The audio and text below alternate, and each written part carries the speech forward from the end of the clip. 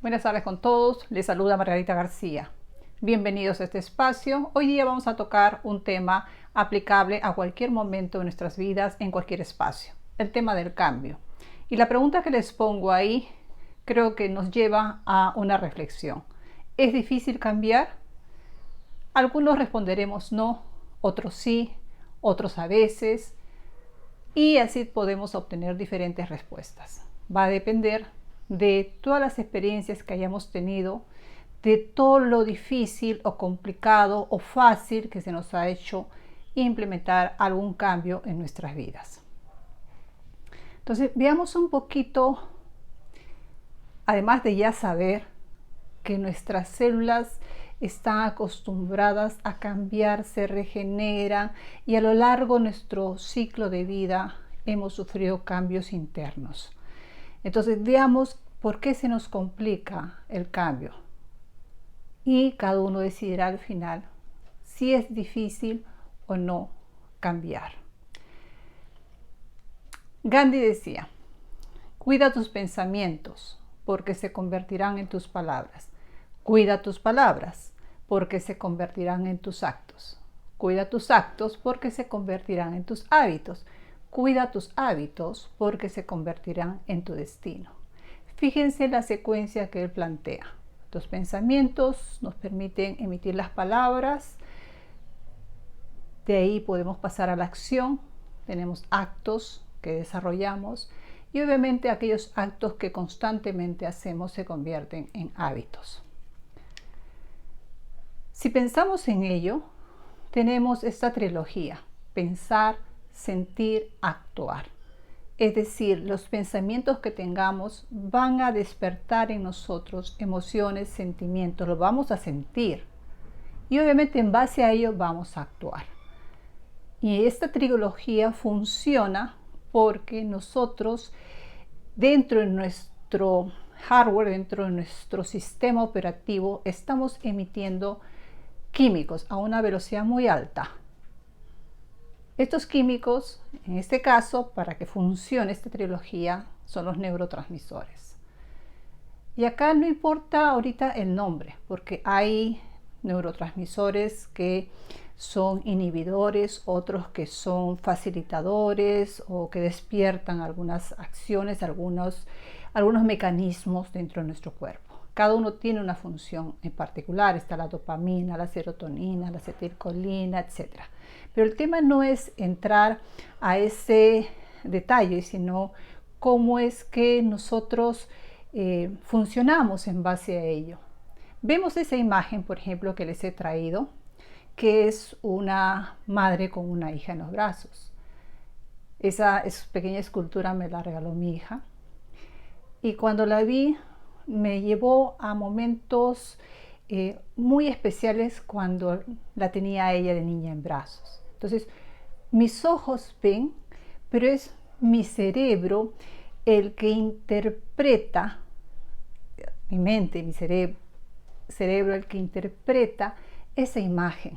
Y no solamente la vemos como una imagen inerte, es una imagen que el cerebro comienza a primero, obviamente, la vista, le llegan esos fotones de luz y va a traducirlo en una imagen de ese tipo. Ya sabemos que va a ser tridimensional, etc. Y tiene esos colores. Pero junto con esa traducción dentro nuestro está también lo que va a envolver a esa imagen, que es nuestra percepción, y en base a ello vamos a pensar, en este caso van a haber recuerdos y vamos a tener emociones involucradas, y en base a ello vamos a actuar. De repente abrazamos a la hija, de repente emitimos alguna frase, además de gracias, o de repente pensamos para nosotros, de repente nos expandimos. Es decir, dependiendo de la persona, frente a diferentes estímulos, vamos a activar este circuito de pensar, sentir, actuar. Es más, nosotros en segundos emitimos muchos químicos, y todos los químicos que son necesarios para que nos hagan sentir de determinada manera. Algunos químicos nos harán sentir tristes, otros químicos nos harán sentir alegres y sucesivamente. Pero es eso lo que va funcionando dentro nuestro. Y si hay, por ejemplo, una canción que siempre la escuchamos, sentimos una sensación de tranquilidad, de paz, de alegría dentro nuestro, la vamos a volver a escuchar y a escuchar. Y nuestro cuerpo se acostumbra y se siente bien escuchando esa melodía. Entonces, internamente estamos secretando neurotransmisores que nos hacen funcionar en base a ello. Y funciona nuestro cuerpo teniendo una actitud que puede llamarse de expansión, de tranquilidad, etc. Nos acostumbramos a ello y nos gusta y lo repetimos. Puede suceder a la inversa, es decir, que un recuerdo nos lleve a sentirnos encogidos, tristes, fastidiados, molestos o de repente con rabia frente a algo que se vivió en algún momento y frente a lo que estuvimos expuestos sin mayores recursos. Lo pensamos y lo sentimos y actuamos, estamos encogidos, contestamos mal a los que están alrededor nuestro o no hablamos, etc. Y nuestra mente, nuestro cerebro también va detectando cómo está el cuerpo porque es como si tuviéramos un software que va midiendo cómo está funcionando el cuerpo y en base a eso va emitiendo pensamientos y va emitiendo neurotransmisores y van funcionando nuevamente. Es decir, podemos prolongar ese sentimiento, que es una emoción pensada, la podemos prolongar mayor tiempo. Entonces, en nosotros estará elegir cuáles son los pensamientos. Si son esos pensamientos que nos llenan de paz, de vitalidad, de energía, de posibilidad, de abundancia, de felicidad, o son pensamientos que nos encogen, que nos ponen tristes, molestos, aburridos, enfadados con la vida, nos sentimos con poca valía. Nosotros podemos elegir. El tema es que para hacer un cambio y pasar de un estado al otro, necesitamos renunciar a ese beneficio oculto, porque nuestras células internamente se han acostumbrado a esos químicos. Algunos autores dicen que somos adictos a esas sustancias químicas que están recorriendo nuestro cuerpo. O sea, las neuronas perciben algo y se conectan a través de los neurotransmisores y que son químicos. Entonces, las células se acostumbran a esos químicos. El tema es si tomamos la decisión para cambiar, renunciar y ser conscientes que va a haber momentos de fastidio, que queremos regresar al estado anterior porque nos hemos acostumbrado, nuestras células lo necesitan. Entonces, ahí repetir una y otra vez el nuevo pensamiento para que se genere el nuevo sentimiento y el nuevo accionar o la nueva conducta. Fíjense, tenemos, según varios autores, 100 billones de neuronas. Y cada neurona puede hacer hasta 10.000 conexiones que se llaman sinapsis. Cómo se comunican entre ellas para ir transmitiendo información a las diferentes partes del cuerpo. Me siento muy triste, para que funcione la secreción de lágrimas, la neurona emite los neurotransmisores necesarios, va a conectar con las células responsables del lagrimeo y va a comenzar a producirse las lágrimas. Entonces, tenemos neurotransmisores para cada cosa, que unas neuronas las van a trasladar y las células receptoras lo van a recibir y nos vamos a acostumbrar a tener ese circuito en funcionamiento. Fíjense, tenemos 100 billones de neuronas y 10.000 conexiones o sinapsis puede hacer cada neurona.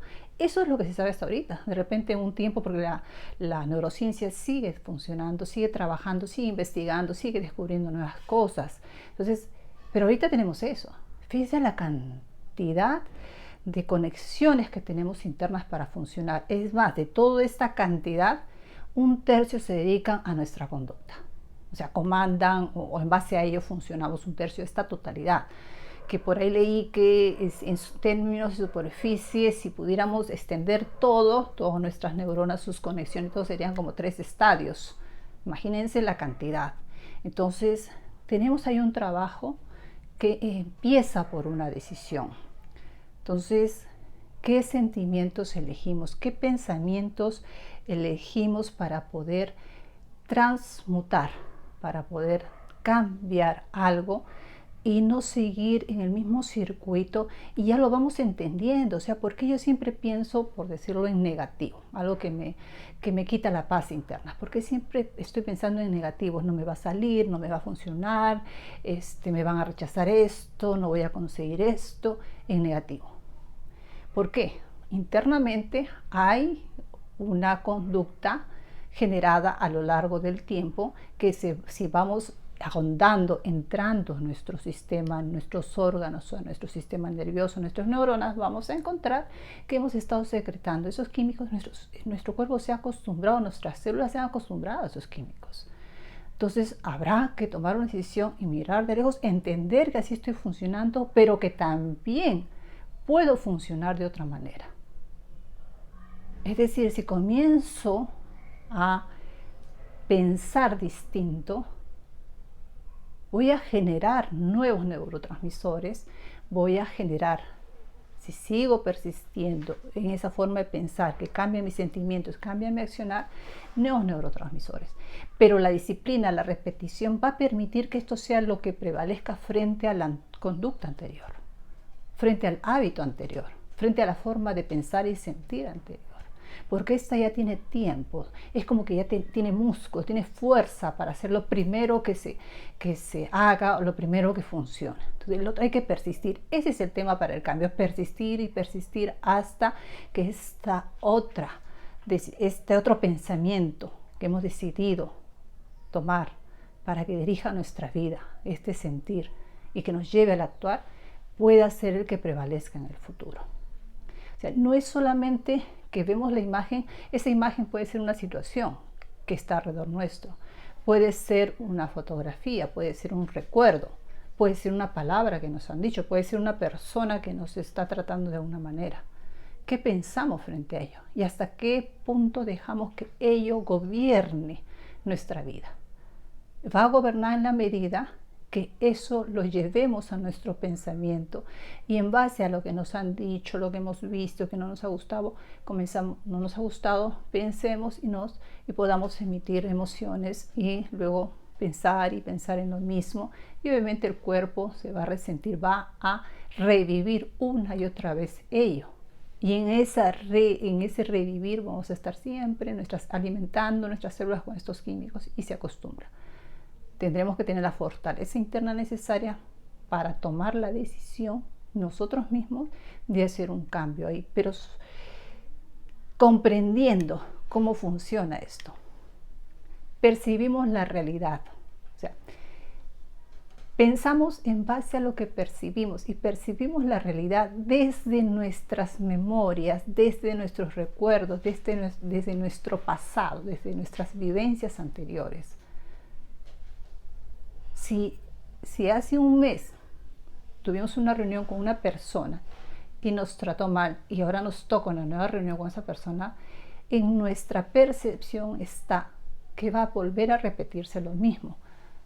Entonces ya llegamos a la reunión pensando que va a volver a pasar lo mismo. Comenzamos a sentirnos mal, fastidiados, encogidos, molestos, deprimidos, etc. Y actuamos en función a ello. Es decir, vamos a llegar así, la mente se nos va a anular, no vamos a tener mejores opiniones, y la otra parte obviamente va a terminar enojándose. Vamos a decir, tenía razón, iba a repetirse lo mismo. Y no dimos oportunidad. ¿Por qué? Porque pensamos en función a nuestras percepciones. Ahí toca un trabajo de cambio también. Pero fíjense que siempre se trata de tomar una decisión y dejar en el pasado aquellas vivencias que nos marcaron en ese momento. Fácil no es, pero sí se puede en base a un trabajo consciente, es decir, estar alertas, mirando que eso pasó y ahora qué oportunidades tengo en este momento, en este presente. Entonces, clarísimo, cuando tenemos una actitud, estamos funcionando en base a lo que hemos aprendido, y ahí hay una cantidad de movimientos internos, por decirlo así, de nuestras neuronas a nuestras células para que actuemos de determinada manera. Y nuestras células están felices con esos químicos que reciben cuando nos comunicamos así. Cuando cambiamos nuestro pensamiento, eso va a modificarse, pero necesitamos ser conscientes de que el cambio tiene que producirse para que comencemos a funcionar de otra manera y persistir.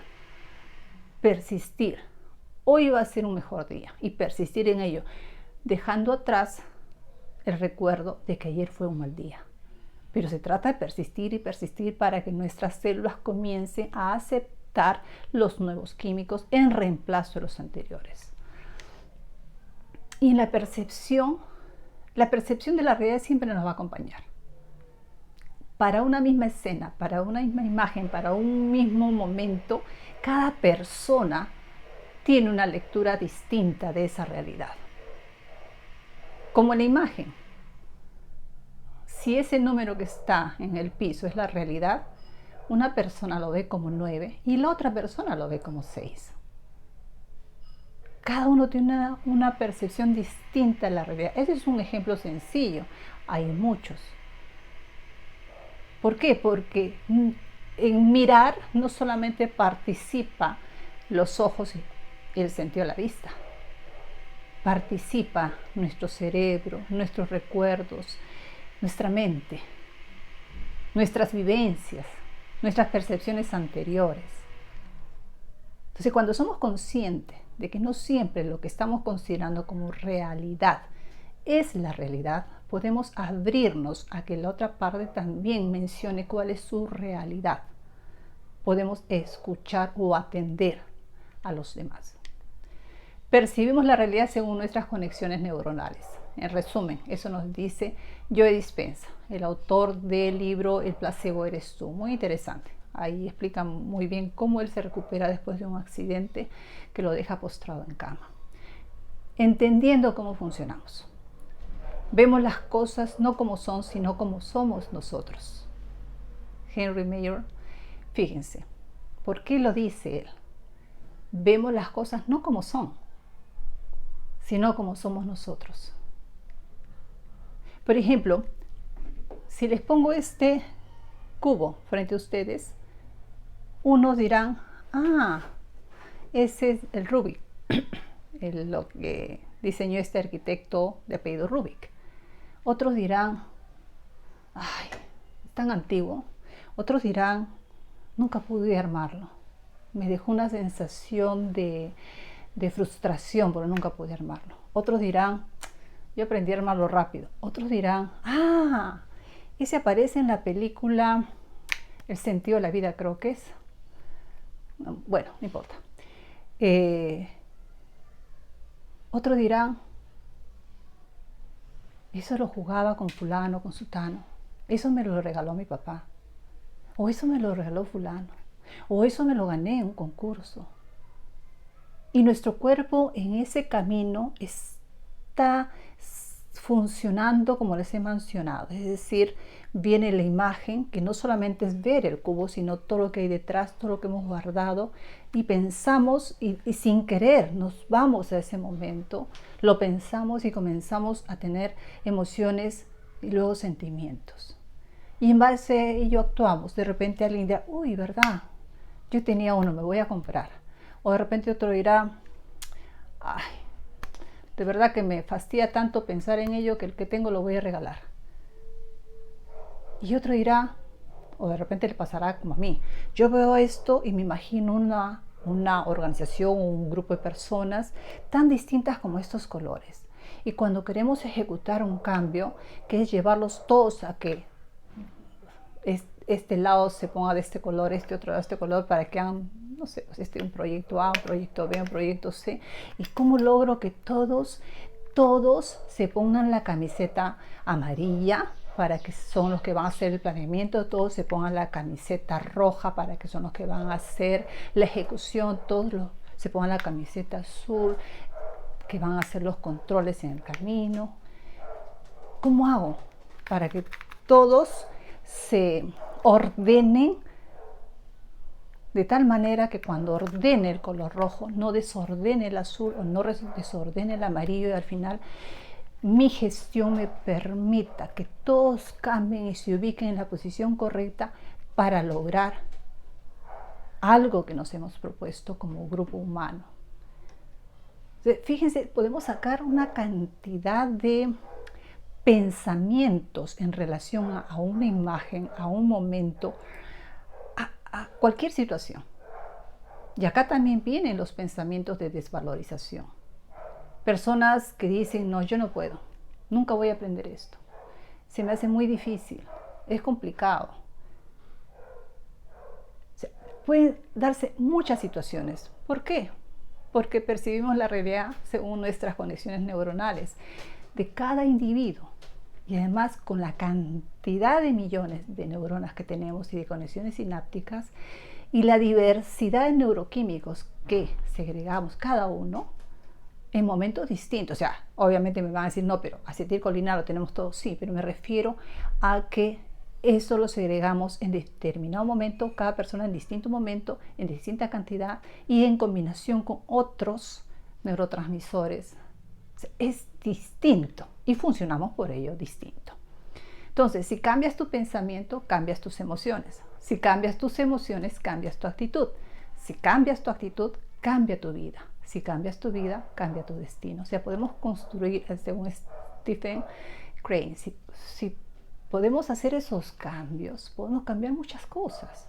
O sea, no solamente se trata que vengan a imponernos un cambio, se trata de que comprendamos por qué ese cambio, en qué me favorece. Y yo diría que independientemente de que sea un cambio impuesto o un cambio propuesto, los cambios siempre nos van a ayudar porque nos van a hacer más flexibles.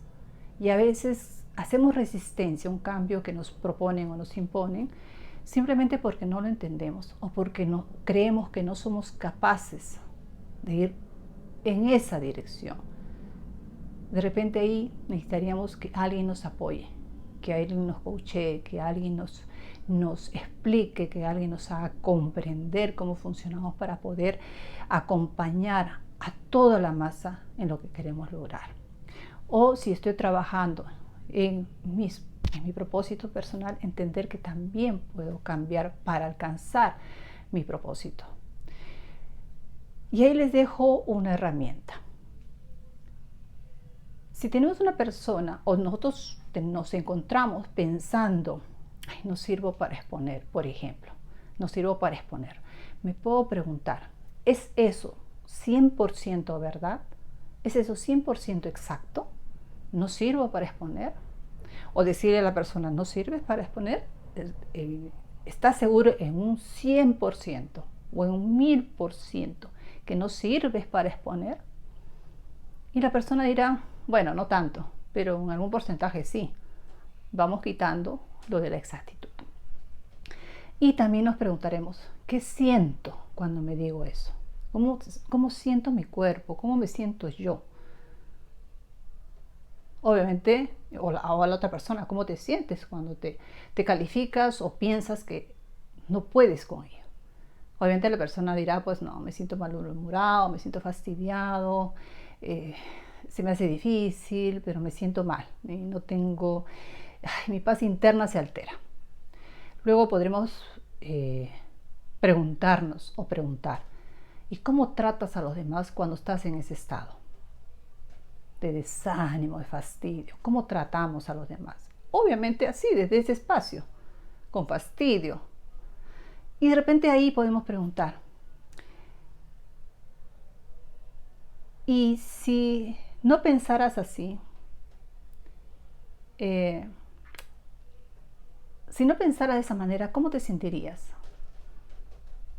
A mejor, pues si no estoy pensando que no sirvo para exponer, me siento mejor. O si estoy pensando que de repente en vez de 10 minutos expongo 2, me voy a sentir mejor, claro que sí. Y podríamos ahí preguntar o preguntarnos, ¿y si decides cambiar tu afirmación o tu declaración? No sirvo para exponer y le decimos y nos decimos o decimos, sí sirvo para exponer. ¿Cómo me sentiría? Normalmente mejor. Y basta que hagamos, y de ahí podrían venir las demás preguntas, ¿no? Entonces, si te sentirías mejor, ¿cómo tratarías a las personas? Obviamente mejor. Entonces, ¿serías capaz? Sí. O sea, fíjense cómo con preguntas, con una reflexión guiada, podemos lograr que la persona comience a mirar esa ventanita, esa luz, para que entienda que uno mismo se pone las trabas por su forma de pensar.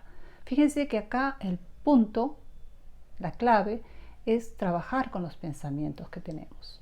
En base a modificar los pensamientos, vamos a modificar los sentimientos. Y obviamente vamos a modificar nuestro accionar. ¿Sí?